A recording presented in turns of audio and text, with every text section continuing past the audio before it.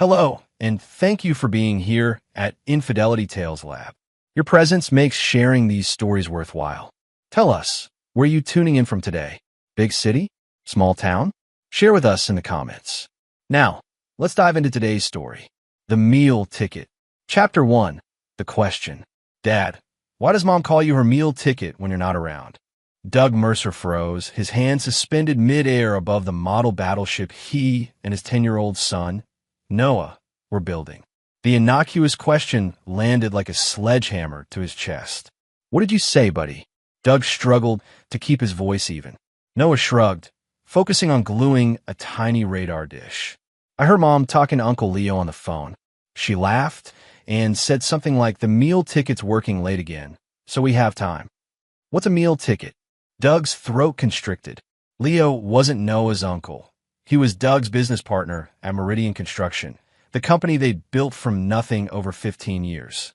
It's just a silly expression, Doug managed, his mind racing. Sometimes grown-ups use weird nicknames for each other. Oh, Noah seemed satisfied, attention returning to their project. But Doug couldn't focus. The room suddenly felt too small, the air too thin. Vanessa, his wife of 12 years, had always been supportive, hadn't she? He recalled the early days when he'd worked 18-hour shifts to get Meridian off the ground. Vanessa had been there, bringing him coffee, massaging his shoulders when he finally crawled into bed at 2 a.m. When had that changed? Later that night, after tucking Noah in, Doug paced their sprawling Tudor home, the dream house he'd designed himself.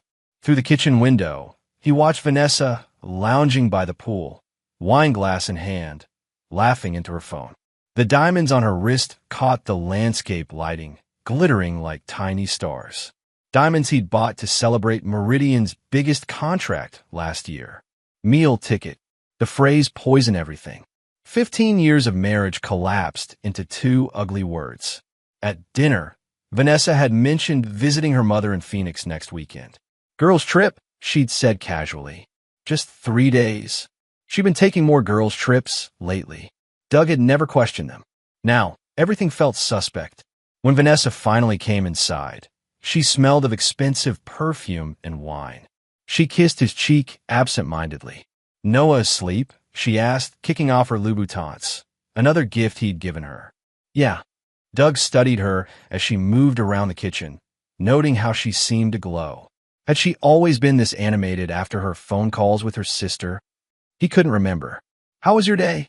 She asked, not looking at him as she poured more wine. Illuminating, Doug replied. Vanessa glanced up, a flicker of something. Concern? Guilt? Crossing her face before she smiled. That's nice, honey. That night, Doug lay awake, listening to Vanessa's steady breathing beside him. The woman he'd built his life around.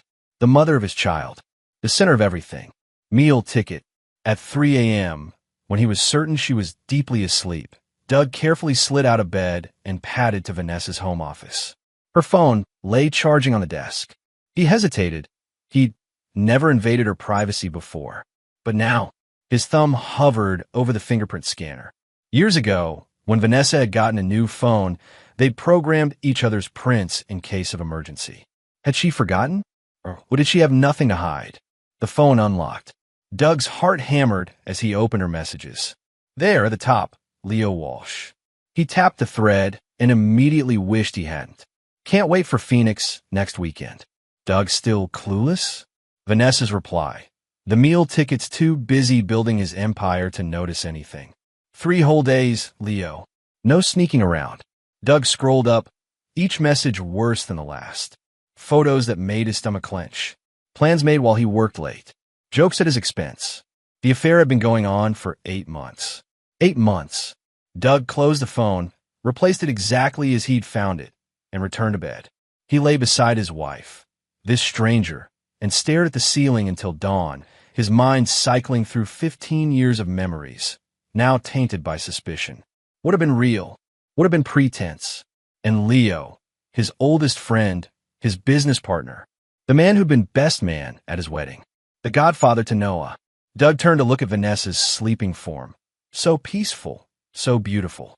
You have no idea what's coming, he thought, a cold certainty settling in his chest. Neither of you does. Because Doug Mercer was many things: successful, driven, generous to a fault, but above all, patient. He would not act rashly. He would not show his hand. No, Doug decided as the first light of dawn filtered through the curtains. This required something special, something neither of them would see coming, something they would never forget. Chapter 2: The Discovery. For 3 weeks, Doug maintained a flawless performance. He kissed Vanessa goodbye when she left for Phoenix, wished her a wonderful time with her mother. He attended business meetings with Leo, laughing at his jokes, discussing Meridian's future expansion plans.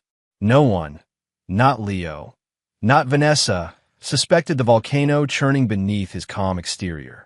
During those weeks, Doug gathered evidence methodically. He hired Constance Rivera, a private investigator recommended by his attorney, Walter Green. A formidable woman with 20 years of experience and uncompromising discretion, Constance provided Doug with everything: hotel receipts, photographs, audio recordings from the Phoenix trip that actually took place at a boutique hotel in Santa Barbara. "I'm sorry, Mr. Mercer," Constance said when she delivered the final report. The compassion in her eyes only intensified his humiliation. "Don't be," Doug replied, writing her check. "You've been invaluable." With Constance's evidence secure, Doug took his investigation deeper. He gained access to Leo's financials through Meridian's accounting system, technically legal, as both were signatories on the company accounts. What he discovered was illuminating. Leo had been bleeding money for months.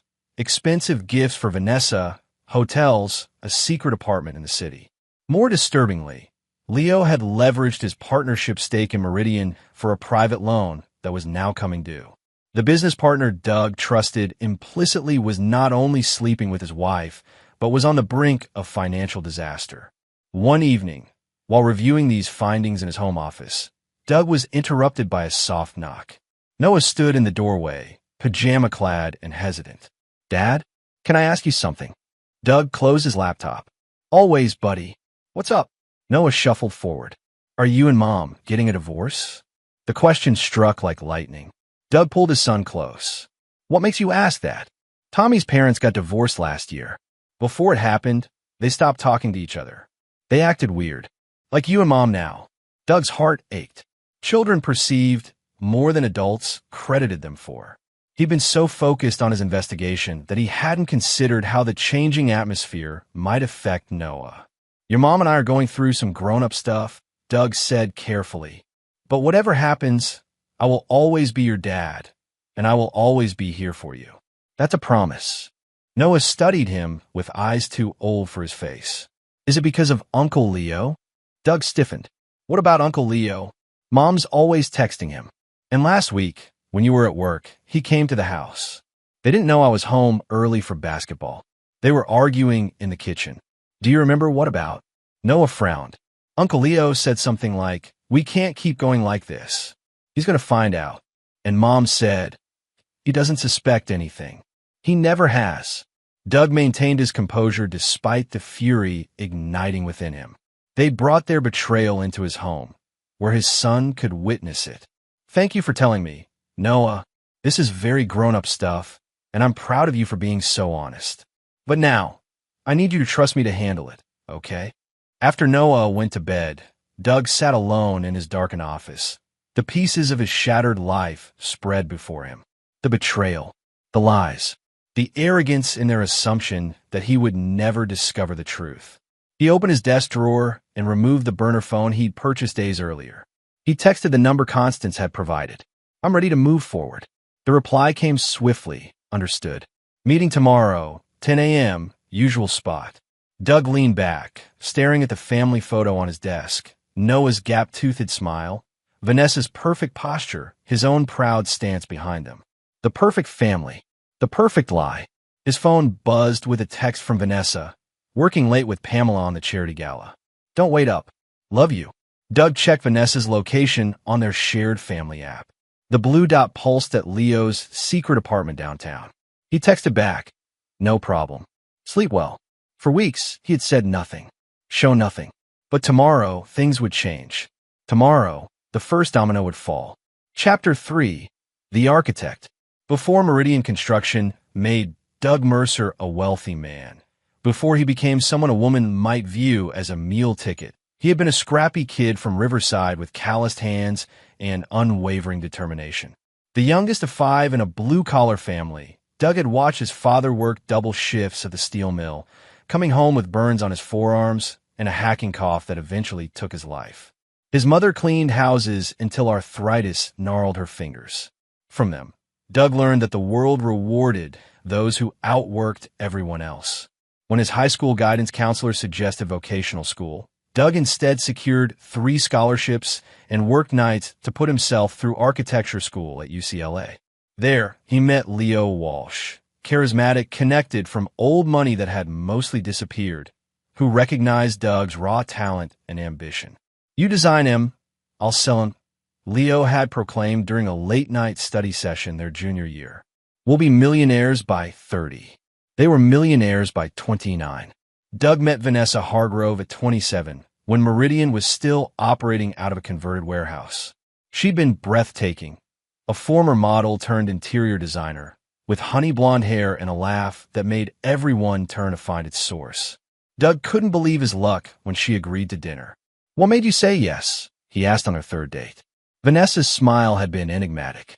"You have hungry eyes, like a man who knows exactly what he wants and won't stop until he gets it." They married 11 months later. Noah arrived a year after that. Now, sitting across from Walter Green in the attorney's private conference room, Doug recalled those early days with painful clarity.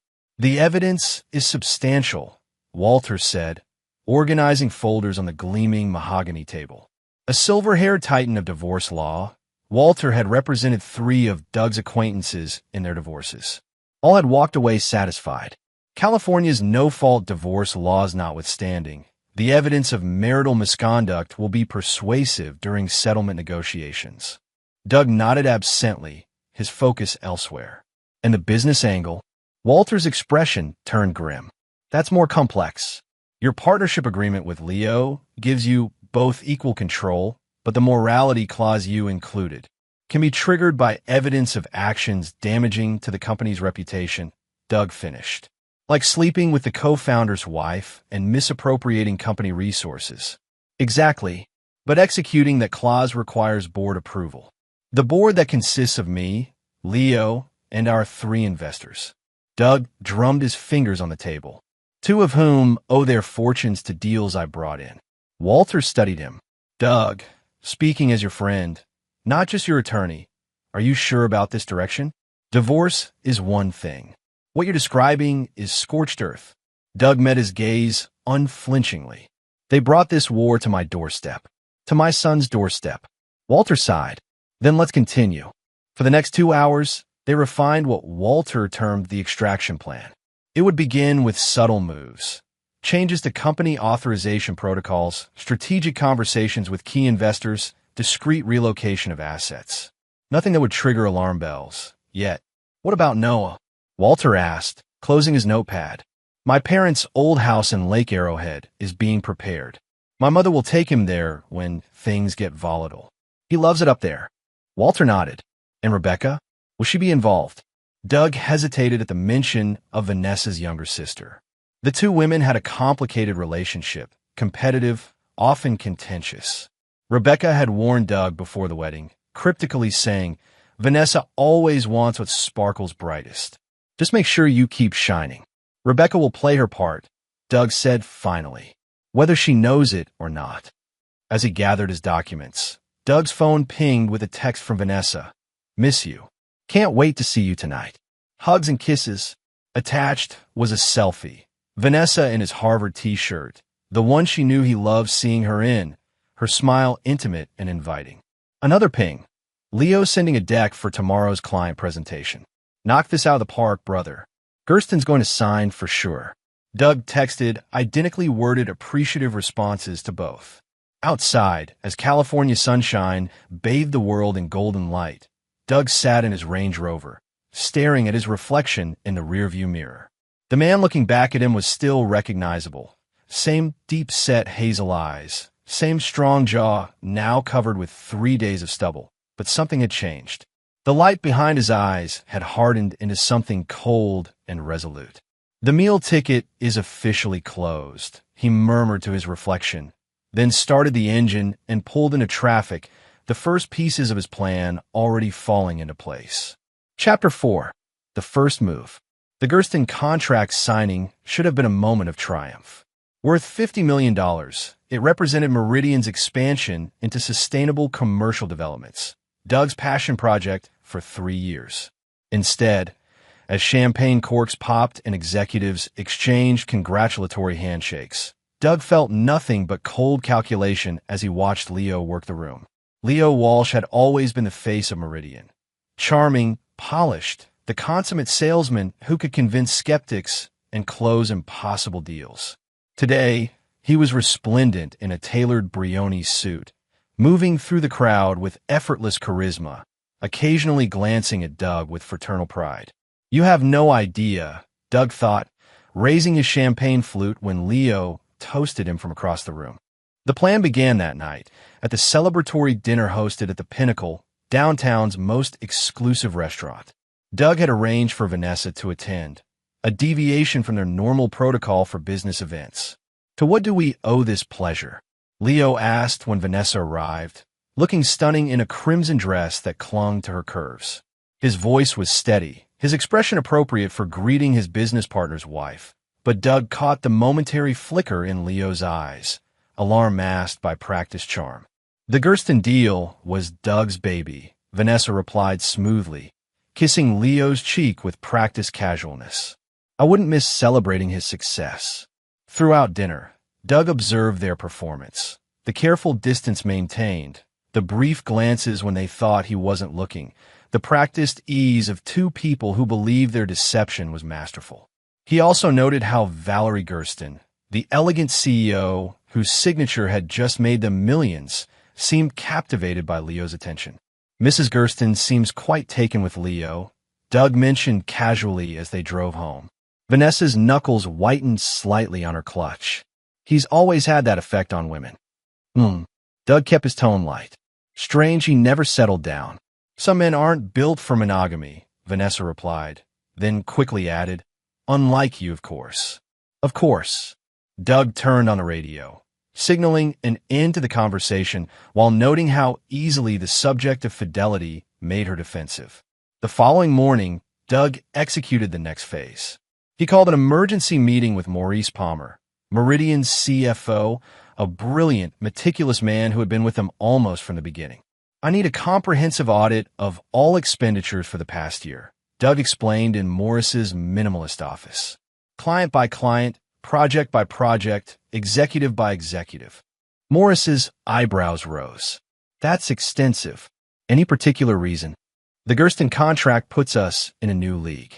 Before we scale further, I want complete transparency on our financial health. Maurice nodded slowly.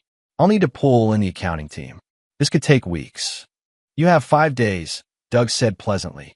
And Maurice? Complete confidentiality. No exceptions. Meanwhile, Doug initiated what he privately termed Operation Proximity. He began keeping Vanessa close. He shortened his work hours, suggested spontaneous date nights, planned weekend activities.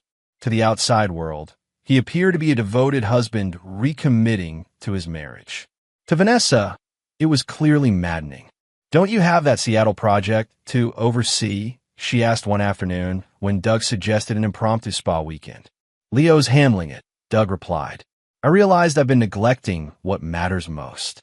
He watched the conflict play across her face, the frustrated mistress warring with the role of appreciative wife she needed to maintain. As predicted, by day 10, Leo made his first mistake. We need to talk, Leo said, closing Doug's office door during a rare moment Vanessa had legitimate obligations elsewhere. His normally confident demeanor was frayed. The Seattle deal. There's a problem with the municipal approval. I need you there. Doug leaned back, expression concerned. How serious? Potentially deal-breaking. 3 days, max. Leo's eyes held a plea that had nothing to do with business. You can't handle it. I've tried. They specifically want the architect. Doug sighed dramatically. Let me check with Vanessa. We had plans, but if it's crucial, Relief flooded Leo's face. It is absolutely crucial. That evening, Doug informed Vanessa he'd be leaving for Seattle the following morning. Her performance of disappointment was Oscar-worthy, though he caught the lightning-quick check of her phone, undoubtedly texting Leo the good news. Such bad timing, she sighed. Maybe I'll have Rebecca over to keep me company. Doug kissed her forehead. Excellent idea. You two should spend more time together. The next morning, Doug departed for the airport with his luggage. He kissed Vanessa goodbye, promised to call that night, and drove away. Then he circled back to the private airstrip where Constance waited in an unmarked surveillance van.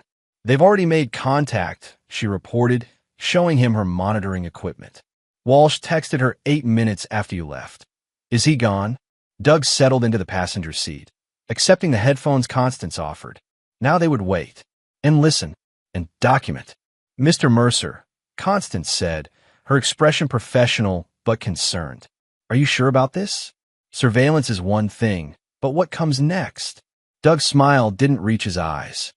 What comes next, Ms. Rivera, is justice. Swift, poetic, and absolutely merciless. Chapter 5, Count a Moose. The surveillance van's interior was cramped and sterile, a technological cocoon of monitors, receivers, and recording equipment. Doug sat motionless, headphones pressed to his ears, as Constance adjusted the gain on their directional microphones. Through the equipment, he could hear Vanessa moving around their bedroom, humming as she prepared for Leo's arrival. How do you manage this professionally? Doug asked Constance during a lull. Witnessing people's worst moments day after day. Constance's weathered face remained impassive. I focus on the clients who deserve the truth. Like you. Her words hung in the air as Leo's Porsche pulled into the driveway. Doug tensed, watching on the monitor as his business partner strode confidently to the front door, the same door Doug had designed, incorporating elements that reminded him of his father's craftsmanship. We're recording, Constance confirmed quietly. For the next hour, Doug endured the most profound violation of his marriage, his home, his life. The cameras and microphones captured everything. Leo and Vanessa's passionate reunion, their conversation about Doug's obliviousness, their plans for the future. When will you leave him? Leo asked, sprawled across Doug's bed. Vanessa's laugh was brittle. Not until we're ready. He's still useful. The company's worth 9 figures now, thanks to Gersten. Your prenup has that 10-year clause. You've been married, 12 years? 12 years, for months and 6 days, Vanessa confirmed. But it's not just about money, Leo. Doug has connections. Status. Walking away means losing all that. Leo pulled her closer. We could have that together. Maybe, Vanessa murmured. But there's no rush. Doug's never suspected a thing. He's too trusting, too blinded by his precious success. In the van, Doug removed his headphones, his expression glacial. I've seen enough. Constance nodded, continuing the recording while Doug stepped outside, gulping fresh air. His phone buzzed, a text from Noah's basketball coach confirming tomorrow's practice. The normalcy of it felt surreal against what he just witnessed. Another text arrived, Rebecca Hargrove, Vanessa's sister. Are we still on for coffee tomorrow? Have some thoughts about Noah's birthday. Doug stared at the message. Rebecca, the missing piece. He texted back, definitely. 10 a.m., Whitfields? Rebecca responded immediately. Perfect. Returning to the van, Doug found Constance reviewing the footage. They've moved to the kitchen, she reported, discussing whether to order dinner or she broke off, listening intently through her headphones. Mr. Mercer, you need to hear this. Doug reluctantly replaced his headphones. Leo's voice was serious. Getting suspicious. Palmer's conducting some kind of audit. Asked for all my expense reports, travel records, everything. Doug ordered an audit? Vanessa sounded alarmed. Not officially. Palmer says it's standard procedure with the company's growth, but the timing. I don't like it. Could he know about us? Impossible. We've been careful. But the Seacliff property, if he traces those payments. The property I don't know about. Vanessa's voice had cooled considerably. Silence followed, then Leo's cautious response. It was going to be a surprise. Oceanfront. 6 bedrooms. In your name only? Vanessa pressed. For now. For discretion, Doug removed the headphones again, a bitter smile playing at his lips. So Leo has secrets even from his accomplice. Classic narcissist move, Constance commented.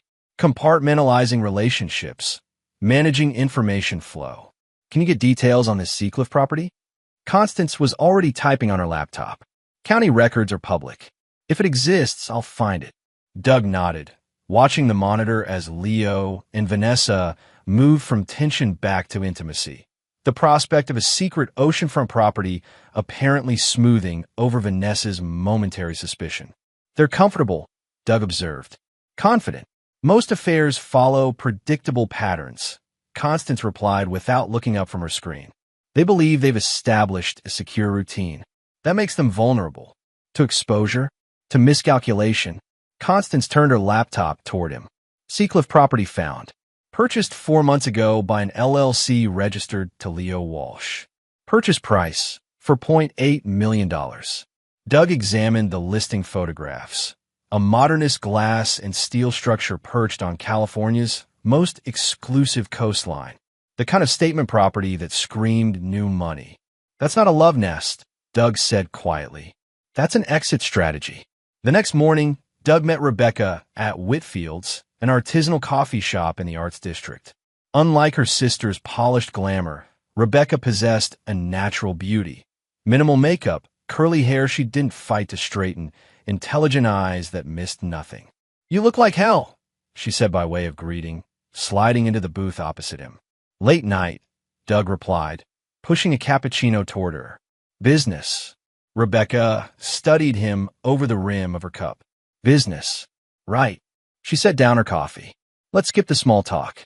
You didn't invite me here to discuss Noah's birthday. Doug had always appreciated Rebecca's directness. No, he admitted. I didn't. It's Vanessa, isn't it? You finally figured it out. The question blindsided him. You knew. Rebecca's laugh held no humor. About Leo?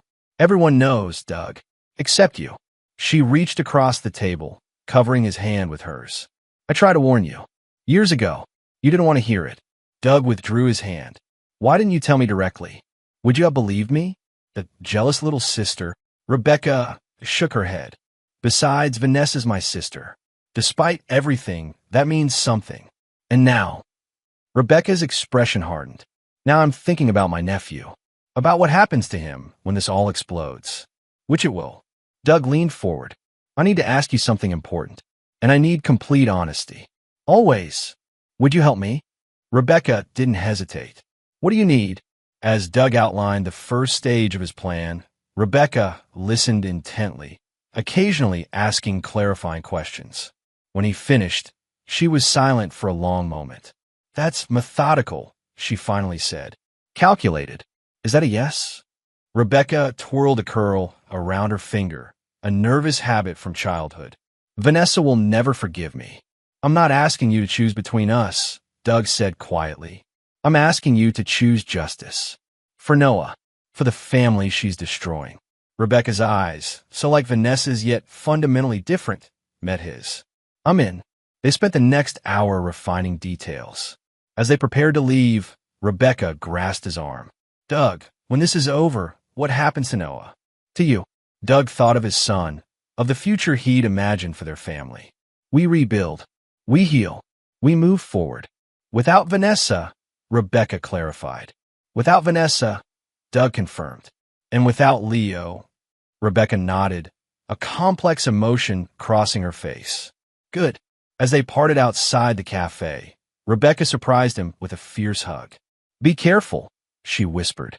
Vanessa's not the harmless socialite she pretends to be. When cornered, she's dangerous.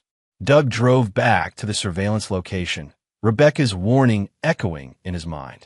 He'd always seen Vanessa as superficial, perhaps selfish, but essentially harmless.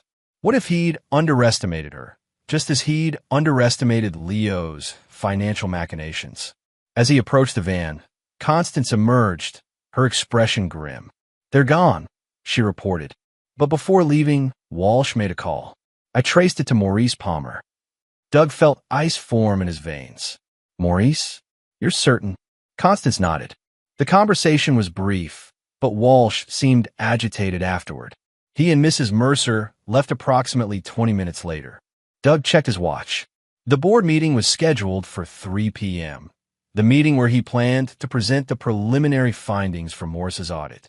"We need to move up the timeline," he told Constance. "Now." Chapter 6, Betrayal's Depth. Maurice Palmer's corner office at Meridian headquarters offered a panoramic view of the city skyline, a testament to his importance in the company's hierarchy. When Doug entered unannounced, Maurice was hunched over his computer, phone pressed to his ear. Seeing Doug, his complexion paled to the color of the financial statements spread across his desk. "I'll call you back," he said quickly, ending the call. "Doug, wasn't expecting you until the board meeting." Doug closed the door quietly behind him. "Who was that, Maurice?" "Nobody important. Just checking some figures for the presentation." Maurice shuffled papers nervously. "The audit isn't complete yet. We've had some, challenges with the Seattle documentation." "Is that what Leo told you to say?" Doug kept his voice measured, observing how Morris's eyes darted to the door, calculating escape routes. "I don't know what you mean." Doug sat down across from him. 15 years, Maurice. You've been with us almost from the beginning. Your children's college funds? I personally guaranteed them when we couldn't make payroll that first year." Morris's professional facade crumbled. "Doug, please. It's complicated. Simplify it for me." Maurice slumped in his chair. "Leo came to me 6 months ago, said he needed some transactions kept off the main ledgers. Company expenses that were personal in nature. And you agreed. He's a founding partner. He said it was temporary tax strategy." Morris's hands trembled. By the time I realized the extent. "How much?" Doug asked simply. Maurice stared at his desk. "At least $7.3 million. Possibly more." The figure was staggering, not just for the amount, but for the depth of betrayal it represented. Leo hadn't just been siphoning funds for an affair. He'd been systematically looting the company. The Seacliff property, Maurice nodded miserably, plus 3 other real estate investments. A yacht docked in Marina del Rey. Wire transfers to a Cayman account. All from Meridian funds. Not directly. He created shell vendors, fake invoices. The money moved through several accounts before reaching its destination. Doug absorbed this information with eerie calm. "And when I requested the audit," he said to Stahl, "that he'd handle you." Maurice finally met Doug's gaze. "Doug, I have a family." Leo implied, if this came alight, he threatened you. Maurice didn't respond, which was answer enough. Doug stood. "The board meeting is postponed. You'll receive instructions this afternoon. Until then, continue as normal." As he turned to leave, Maurice called after him. "What about Leo? When he discovers I've told you?" Doug paused at the door. "Leo has more pressing concerns than you, Maurice. But make no mistake, your cooperation now doesn't erase your complicity." Outside in the corridor, Doug texted Walter. Situation escalated. "Initiate protocol B immediately." Walter's response was swift, in motion. Financial lockdown underway. Court filings prepared. Next, Doug contacted Constance. Track Leo. Priority surveillance. Then, steeling himself, he called Rebecca. "It's happening now. Are you ready?" "Vanessa just texted me," Rebecca replied, her voice tight with tension. "She's invited me to lunch. Says she has exciting news." "Perfect. Proceed as planned." "And Rebecca, remember, Vanessa can't suspect you know anything. I've been keeping secrets from my sister since we shared a bedroom, Doug. I've got this." His final call was to his mother in Lake Arrowhead. "Mom, remember that vacation we discussed? I need you to pick up Noah from school today. The weather report mentioned, storms coming." Eleanor Mercer, shrewd and perceptive at 72, caught his meaning immediately. "I'll pack his favorite games. How long will these storms last?" "Uncertain, but I'll join you soon." With Noah's safety arranged, Doug drove to his final destination, the modest craftsman bungalow belonging to Theo Mercer, his older brother. Theo opened the door before Doug could knock, his firefighter's instincts attuned to approaching trouble. "You look like shit," he greeted, pulling Doug into a bear hug. Inside, the brothers sat on Theo's porch, beers in hand, overlooking the canyon. Unlike Doug's meticulously designed home, Theo's place was comfortably worn, filled with mementos from his 20 years with the county fire department. "So," Theo said after Doug explained the situation, "my little brother, the millionaire, needs my help beating the crap out of his cheating business partner?" "That's oversimplifying," Doug replied. Theo grinned, "but essentially accurate." He took a long pull of his beer. Tonight, Leo has a waterfront property in Seacliff. Based on Constance's intel, that's where he's heading. "And you're sure about this?" "About all of it." Theo's expression turned serious. "Once we cross certain lines, there's no going back, Dougie." Doug stared at the horizon. "They crossed the lines first. They brought this into my home, endangered my company, exposed my son to their betrayal." Theo studied him. "This isn't just about revenge, is it? This is about protection. Noah's future. Everything I've built was for him." Doug's voice caught. "They were willing to destroy that for their own gratification." Theo nodded slowly. "Then let's go have a conversation with Leo Walsh." As the sun began to set, casting long shadows across Theo's canyon property, the brothers finalized their preparations. Doug received updates from various fronts. Walter confirming that emergency injunctions were in place, freezing certain assets. Constance reporting that Leo had indeed headed to Seacliff, alone. Rebecca sharing that Vanessa had been oddly ebullient at lunch, mentioning plans to start fresh soon. "She thinks she's won," Doug told Theo. "They both do." Theo checked the duffel bag containing certain items they might need. Nothing illegal. Theo had insisted on that, but definitely intimidating. "Remember," Theo cautioned, "we get the evidence, make the point, and leave. No permanent damage." Doug nodded absently, his phone buzzing with a text from Vanessa. "Working late again tonight. Don't wait up. Love you. Red heart." Simultaneously, an email arrived from Leo. "Seattle situation under control. Taking tomorrow off. Need some personal time. You should too, brother. We've earned it." Doug showed Theo both messages. "Brazen," Theo commented. "They're not even trying to be subtle anymore. They don't think they need to be." Doug pocketed his phone. "Let's go educate them." As they climbed into Theo's nondescript truck, Doug felt a curious sense of clarity. For weeks, he had contained the maelstrom of his emotions, the rage, the humiliation, the heartbreak. Tonight, that containment would end. Tonight, Leo Walsh would learn exactly what it meant to betray Doug Mercer. And tomorrow, Vanessa would discover the same. Chapter 7. The Confrontation. The Seacliff property stood like a modernist fortress against the darkening sky, its glass walls illuminated from within, exposing Leo's silhouette as he moved between rooms. From their vantage point in Theo's truck, parked on a service road overlooking the isolated estate, Doug and Theo observed their target. "Nice place," Theo remarked. "Guess embezzlement pays well." Doug remained silent, mentally calculating angles of approach, potential exits, security measures. The architect in him couldn't help but admire the structure's bold lines, even as the betrayed friend plotted his infiltration. Constance confirmed no security system installed yet, Doug finally said. Leo's been cutting corners on the property's completion, prioritizing aesthetics over functionality. "Typical," Theo muttered, checking his watch. "It's nearly 9. You sure Vanessa's not joining him?" "Rebecca's with her. Girls' night at the Archer. Vanessa won't leave until at least 11. Theo nodded, reaching for the duffel bag at his feet. "Then let's make this visit count."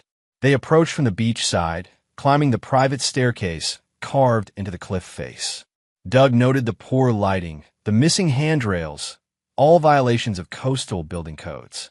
More evidence of Leo's shortcuts. The seaward terrace doors were unlocked, another oversight. They entered silently, finding Leo in the sprawling living room, tumbler of scotch in hand, phone pressed to his ear. "Telling you, it's handled," Leo was saying, his back to them. Doug's clueless. "Always has been." "Yeah, ironic that his trust fund is paying for all this." Doug cleared his throat. Leo whirled, the phone slipping from his fingers, clattering on the polished concrete floor. His face, usually the picture of confidence, contorted in shock. "Doug? What? How did you?" His gaze shifted to Theo, then to the duffel bag. Understanding dawned. "Now hold on. Whatever you think. Finish your call. Leo, Doug said calmly. I'd hate to interrupt. Leo swallowed hard, retrieving his phone. I'll call you back, he muttered before ending the call. He forced a smile. Doug, buddy, this isn't what it looks like. Really? Doug advanced into the room, taking in the space, the expensive furniture, the original artwork, the panoramic ocean views. Because it looks like my business partner purchased a $4.8 million property using embezzled company funds. Leo's face paled.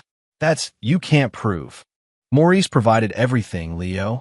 Every false invoice. Every shell company. Every diverted payment. Maurice. Leo's expression hardened. That weasel. After everything I've done for him. For him. Doug's voice remained unervingly calm. Or to him. The threats? The coercion? Leo retreated behind a massive quartz island in the open kitchen. Doug, be reasonable. Yes, I leveraged some company resources. Temporarily. But Meridian's never been more profitable. The Gersten deal alone was my project Doug finished. My design. My vision. Which you're now claiming credit for while sleeping with my wife. The words hung between them.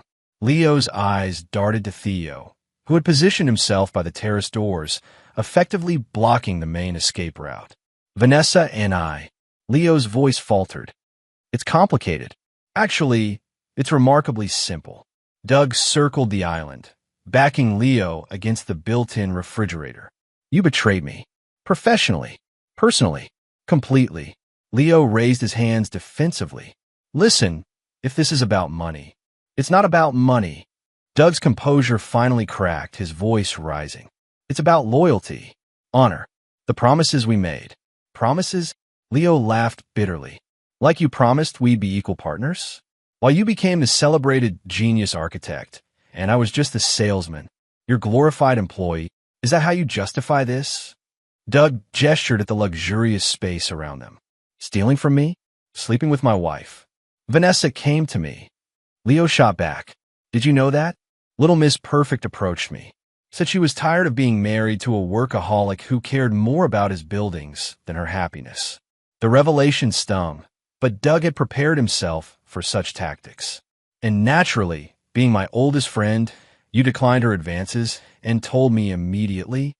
Leo had the grace to look ashamed, if only briefly. It wasn't planned, Doug. It just happened. For 8 months? With my company's money paying for your rendezvous? Doug shook his head. No, Leo. This was calculated. Deliberate.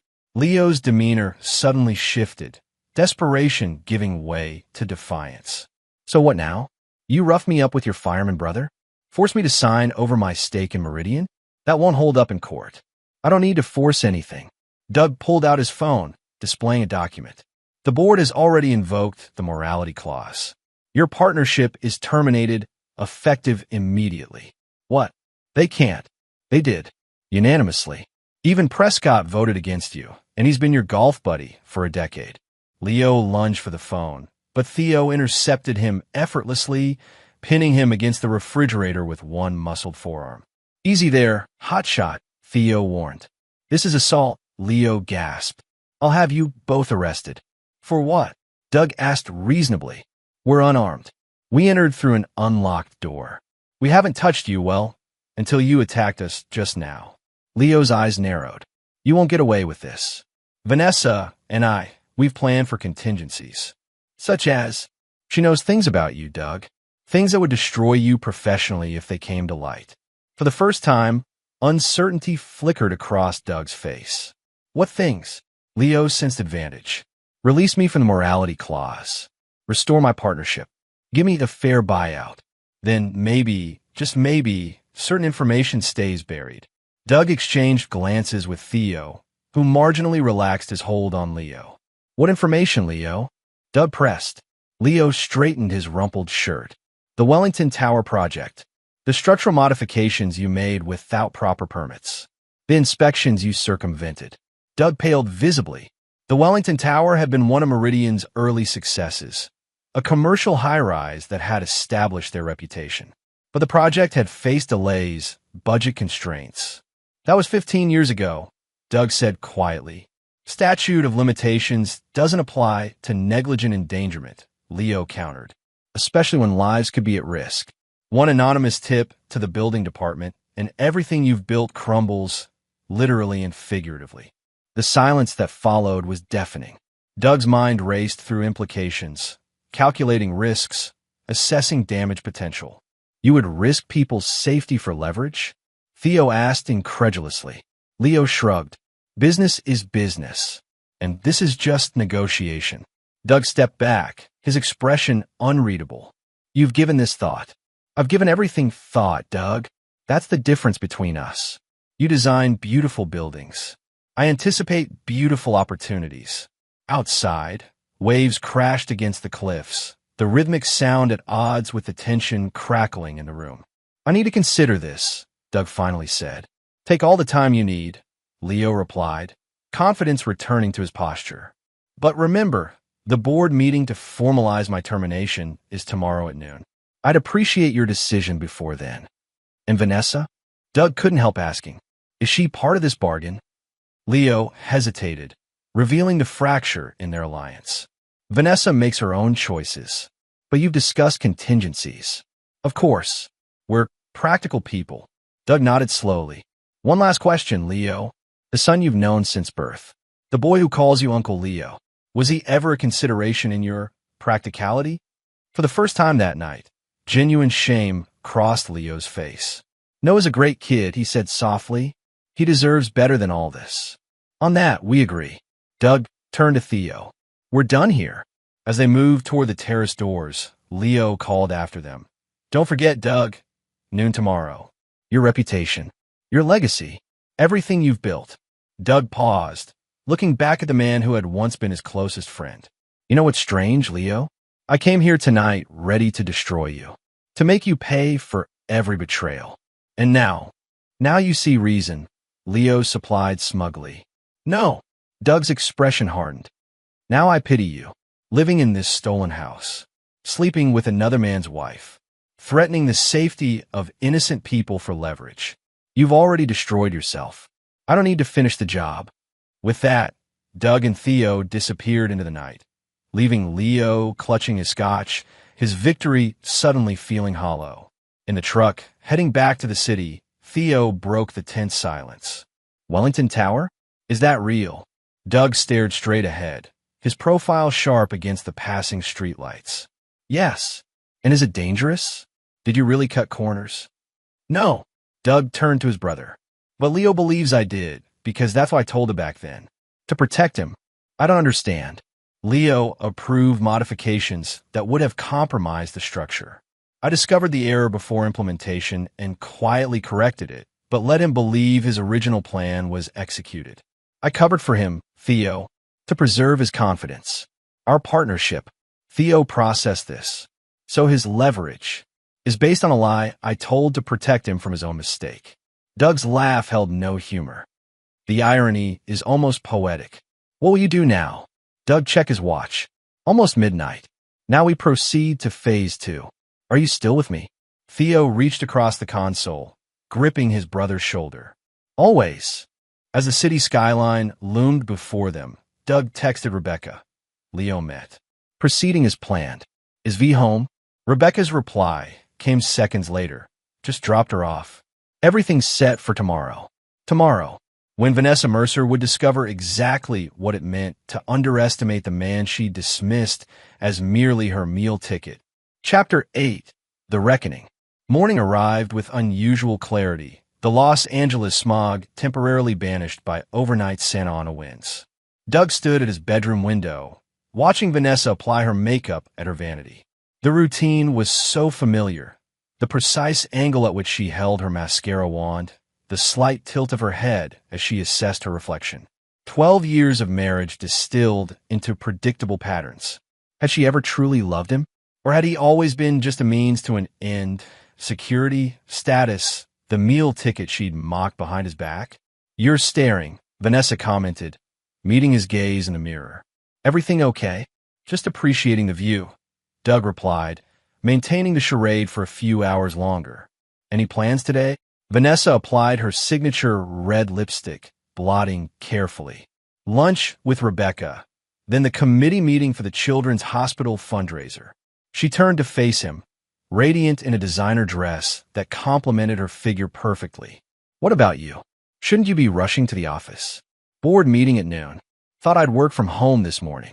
A flicker of alarm crossed Vanessa's face. Board meeting? I don't remember you mentioning that. Last minute. Something about the Gersten contract allocation. Oh, Vanessa relaxed visibly. Well, don't work too hard. Maybe we could do dinner tonight? Just the two of us. The suggestion, so normal, so wifely, struck Doug as surreal given what he now knew. I like that. After Vanessa departed, kissing him distractedly on her way out, Doug contacted Walter for a final status report. All in place, Walter confirmed. Financial injunctions secured. Corporate lockdown implemented. Maurice has provided complete documentation. The board members have been individually briefed. They're united behind you. And the other matter? Managed as requested. Timing is critical, though. If she accesses accounts before the meeting, she won't. Doug closed his eyes briefly. Rebecca will keep her occupied. Next, he called Constance. What's Leo's status? Arrived at Meridian headquarters 30 minutes ago, Constance reported. He appears agitated, making multiple calls. None connecting to your wife, interestingly. They're keeping separate for now. Vanessa believes I suspect nothing, so she's maintaining normal routines. Mr. Mercer, Constance hesitated. Given what you shared about the Wellington Tower threat, are you certain about this approach? Completely. Doug's voice held no doubt. Leo's bluffing. Even if he weren't, I've had structural engineers re-examine Wellington Tower twice in the past decade during renovations. The building is sound. And Mrs. Mercer? Will she attempt similar leverage? Doug thought of Noah, safely distant at Lake Arrowhead. She might, but I've removed her primary leverage point. At 11:30, Doug arrived at Meridian's headquarters, dressed impeccably in a suit that communicated authority and contained purpose. Employees noticed the change immediately. The relaxed demeanor replaced by steely resolve, the friendly greetings shortened to efficient nods. This wasn't Doug, the collaborative partner. This was Douglas Mercer, founding architect, majority shareholder. In the boardroom, the tension was palpable. For board members already seated, Maurice Palmer, standing nervously by the presentation screen, documents stacked precisely before each chair. Leo paced by the floor-to-ceiling windows, phone clutched in his white-knuckled grip. Doug, Leo exclaimed with forced joviality. I was just trying to reach you. Perhaps we could speak privately before. Take your seat, Leo, Doug interrupted calmly. The meeting is about to begin. Leo's facade cracked slightly. Doug, seriously, we should. Is there a problem, gentlemen? Valerie Gersten asked, entering with regal poise. As Meridian's newest major client and temporary board observer, her presence carried significant weight. No problem, Doug assured her, gesturing to the chair beside his. Just eager to begin. As the meeting officially commenced, Doug noted Leo's increasing agitation, the constant checking of his phone, the beads of sweat forming at his temples. Whatever contingency he and Vanessa had planned was clearly not materializing. Before we address the official agenda, Doug began, I'd like to introduce an emergency item requiring immediate board attention. Leo stiffened, fingers clenching around his armrest. Maurice, Doug continued, please distribute the documents Mr. Green has prepared. Walter Green, who had been seated unobtrusively in the corner, now moved forward, placing sealed envelopes before each board member. What is this? Leo demanded, not touching his envelope. Financial disclosure, Doug replied evenly. Maurice has completed his audit. The room fell silent as each member reviewed the contents. Bank statements, transfer records, falsified invoices, all meticulously documented and annotated. Prescott Wilson, the most senior board member, removed his reading glasses. Mr. Walsh, these allegations are extremely serious. Embezzlement, misappropriation of corporate funds, tax fraud. This is absurd, Leo sputtered, finally opening his envelope. As he scanned the contents, his complexion shifted from flushed to ashen. These records they've been, Doug is framing me. The evidence was compiled by our CFO and verified by independent forensic accountants. Walter interjected smoothly. I assure you, it will withstand scrutiny. You orchestrated this, Leo accused Doug. Because of Vanessa. This is personal vendetta disguised as corporate governance. The mention of Vanessa caused ripples of uncomfortable awareness among the board members, who exchanged glances. My personal circumstances are irrelevant to these proceedings, Doug stated. The financial misconduct stands on its own merits. Bullshit. Leo surged to his feet. Tell them, Doug. Tell them this is because I've been sleeping with your wife. A collective intake of breath filled the room. Valerie Gersten's eyebrows rose appreciatively at the unexpected drama. Doug remained impassive. Is that an admission to the financial allegations, Leo? Or merely an admission to poor judgment in your personal affairs? Leo glared at him, then surveyed the room, recognizing the shifting sentiment. You need me, he declared desperately. The Gersten contract, that was my relationship, my negotiation. Actually, Valerie interrupted, my relationship is with Meridian Construction, not individuals. And frankly, Mr. Walsh, I find these revelations disturbing. The Gersten Foundation values integrity above all else. Leo's phone buzzed insistently. He glanced at it, then paled further. I need to take this. The meeting is in session. Prescott objected. It's an emergency, Leo insisted, already moving toward the door. As Leo stepped into the hallway, Doug nodded imperceptibly to Walter, who activated his laptop, connecting it to the boardroom's presentation screen. A video feed appeared. The lobby of Meridian headquarters, where Vanessa Mercer stood arguing vehemently with security personnel. What is this? Prescott demanded. Context, Doug replied simply. Through the lobby cameras, they watched as Vanessa's composure crumbled, her gestures becoming increasingly frantic.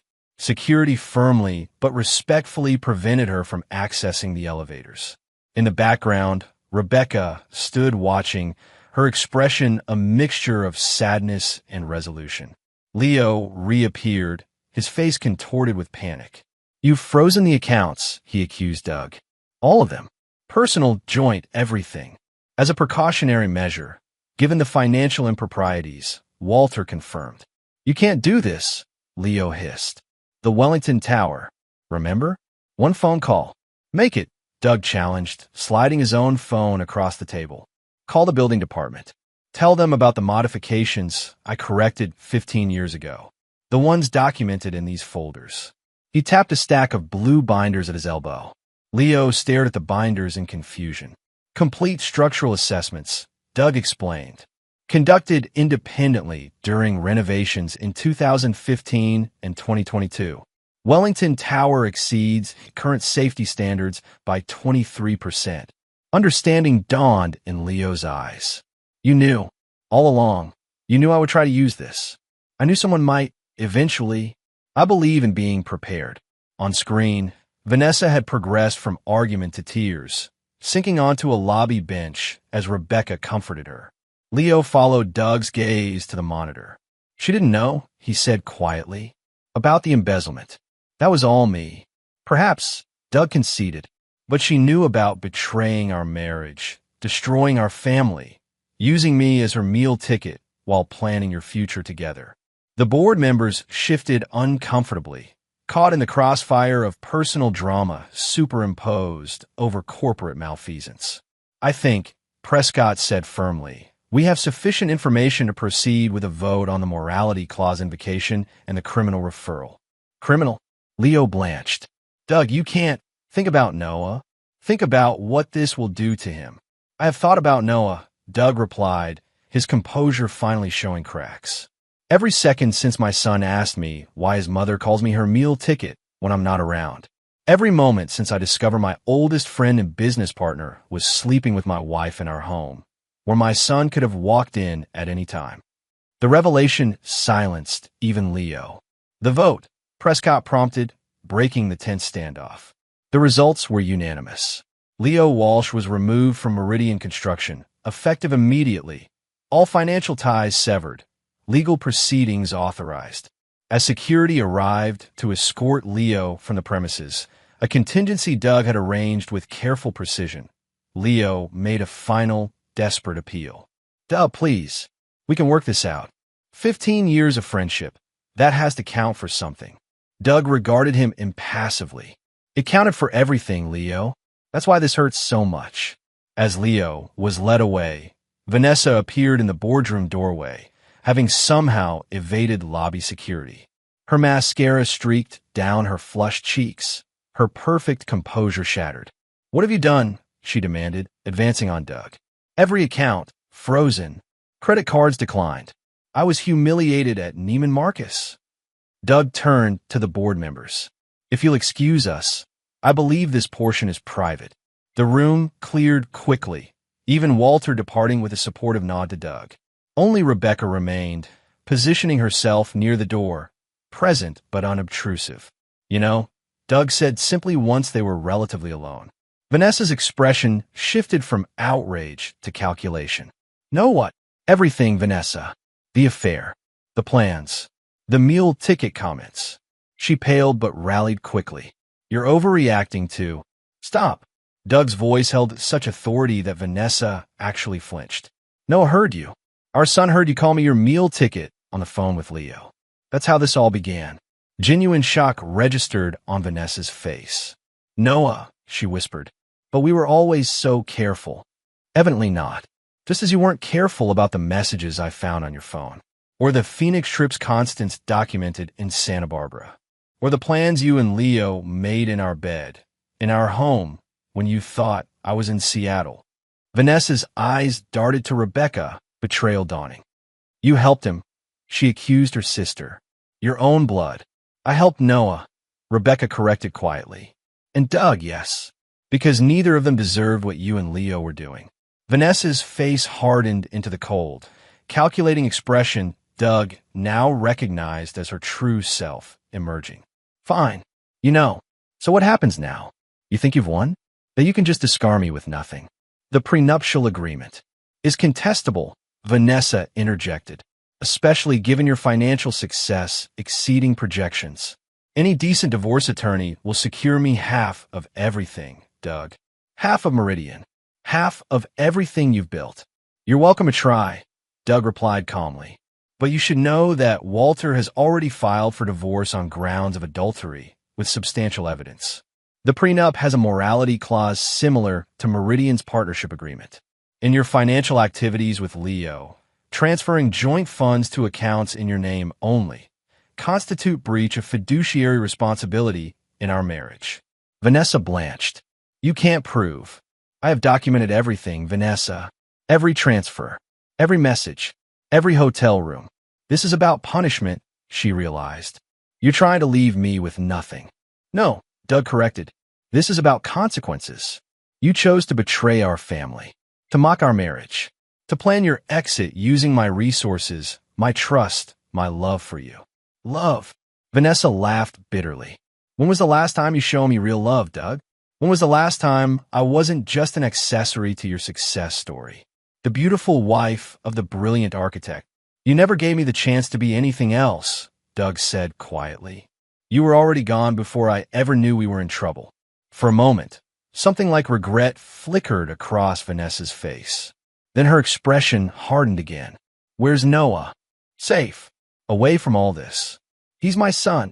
Vanessa's voice rose, her control slipping. You can't keep him from me. I'm not keeping him from you, Doug replied. I'm keeping him from the fallout of your choices. When things settle, we'll establish appropriate custody arrangements. I'll fight you, Vanessa vowed. For everything. Every penny. And especially for Noah. That's your right. Doug sighed, suddenly looking exhausted. But before you declare total war, you might want to consider what Noah will see when he's older. What kind of mother you want him to remember. The words struck home. Vanessa's shoulders slumped slightly, the first genuine emotion beyond rage or calculation showing through her carefully constructed facade. This isn't over, she said, but the threat lacked conviction. No, Doug agreed. But the worst part is, as Vanessa gathered herself to leave, Rebecca stepped forward. You can stay with me, she offered, until you figure things out. Vanessa regarded her sister with a mixture of resentment and reluctant gratitude. "Why would you help me now?" "Because you're still my sister," Rebecca replied simply, "and Noah's mother." Doug watched them depart, feeling hollow despite his strategic victory. The company was secure. Leo neutralized. Vanessa contained. Yet the cost was immeasurable. Trust shattered. Family fractured. Innocence lost. His phone buzzed with a text from his mother. "Noah asking when you're coming. Says he misses his dad." For the first time since this ordeal began, Doug felt tears prick at his eyes. "Tell him tomorrow," he replied. "Tell him I miss him too. More than anything." Alone in the boardroom, surrounded by the evidence of betrayal and the aftermath of confrontation, Doug finally allowed himself to feel the full weight of what had happened and what still lay ahead. The meal ticket had closed, indeed, but the real cost was yet to be tallied. Chapter 9. Reconstruction. 2 months later, Lake Arrowhead sparkled in the late afternoon sun, its surface rippled by the gentle wake of passing boats. From the deck of his childhood home, now renovated and expanded, Doug watched Noah paddle a kayak along the shoreline, his son's determined expression visible even from a distance. "He's getting good," Eleanor Mercer observed, settling into the chair beside her youngest son. At 72, she remained striking, silver hair cropped short, posture military straight, eyes sharp as ever.